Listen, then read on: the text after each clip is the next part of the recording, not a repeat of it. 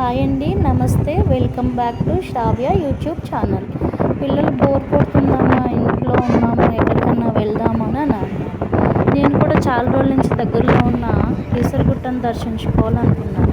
కాబట్టి సరే వెళ్దామని అన్నాను. దారిలో చూడండి, పచ్చని వాతావరణం చాలా ఆహ్లాదకరంగా ఉంది కదా. ఇప్పుడు మేము వెళ్తున్నది శ్రీ రామలింగేశ్వర స్వామి దేవస్థానం.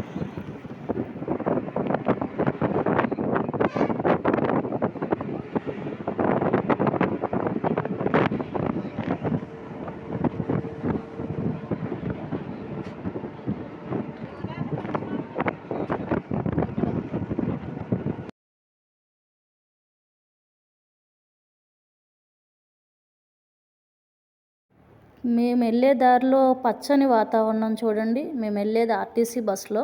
చాలా చక్కగా ఆహ్లాదకరంగా అనిపించింది చుట్టూ వాతావరణం. అక్కడ గుడి దగ్గరికి వెళ్ళేటప్పటికి కెమెరా అవైలబుల్ లేకపోవడంతో అక్కడ వీడియోస్ తీయలేకపోయాను. కానీ అక్కడ పూజారులను అడిగి ఆ స్థల పురాణం గురించి తెలుసుకున్నాను నేను.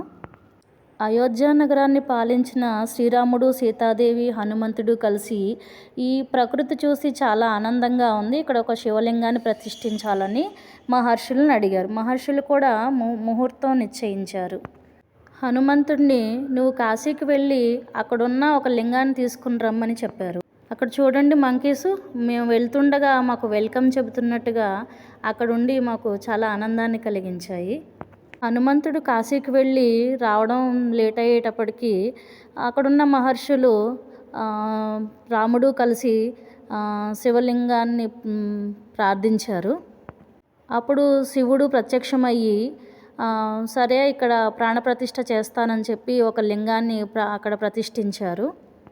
101 లింగాలను తీసుకొచ్చిన హనుమంతుడి చూసి అతనికి చాలా కోపం వచ్చింది.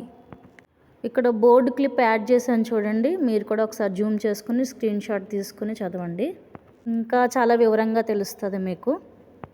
హనుమంతుడు ఆ 101 లింగాలని విసిరేశారు కదా, అప్పుడు అందులో ఒక రాముడు ఒక లింగాన్ని తీసుకుని సరే ఇక్కడ ఒక లింగాన్ని నేను ప్రతిష్ఠిస్తాను, ఇందులోని ఇది కాశీ క్షేత్రంలోంచి తీసుకొచ్చిన లింగంగా ప్రతిష్ఠింపబడుతుంది అని హనుమంతుడితో చెప్పాడు. అక్కడే మేము ప్రసాదం అవి కొనుక్కున్నాము. లడ్డు అండ్ పులిహోర ప్రసాదంగా ఇస్తారు. అక్కడ విసిరేసిన లింగాలు చూడండి, అక్కడొకటి అలా పడున్నాయి అన్నమాట. ఈ కేసరగుట్ట నుంచి చూసారా ఎంత ఆహ్లాదకరంగా ఉందో. ఇదొక లింగము, అలాగే ఇంకా కొన్ని లింగాలను అలా విసిరేసారన్నమాట. చూడండి, ఆ గుట్టపై నుంచి అలా చూస్తూ ఉంటే అసలు మొత్తం అందులో మమేకమైపోయాం. ఎంతసేపు ఉన్నామంటే చాలా చక్కగా అనిపించింది. ఇదొక లింగము. ఇక్కడ సైడ్న చూడండి లింగాలు, ఇవన్నీ కూడా హనుమంతుడు విసిరేసి పడేసిన లింగాలు అన్నమాట. ఎక్కడ వేసిన లింగాలను అక్కడే ఉంచి పూజ చేస్తూ ఉంటారు. ఇది ఫొటోస్ తీసుకోవడానికి స్టాచ్యూ పెట్టారు. ఇది చూసారా, కొండపై నుంచి అలా దిగువకు వెళ్ళి కూడా చాలా ప్రకృతిని ఆస్వాదిస్తున్నారు. చాలా అంటే చాలా బాగుంది, చాలా సూపర్గా ఉంది చూడడానికి. అదిని ఎంతసేపు ఉన్నామంటే మేము 1 అవర్ ఉండి అలా మొత్తం చూస్తూ ఉండిపోయాము. అక్కడ ఒక పెద్ద హనుమంతుడి విగ్రహం కూడా ప్రతిష్ఠించారు, చూడడానికి చాలా చక్కగా ఉంది.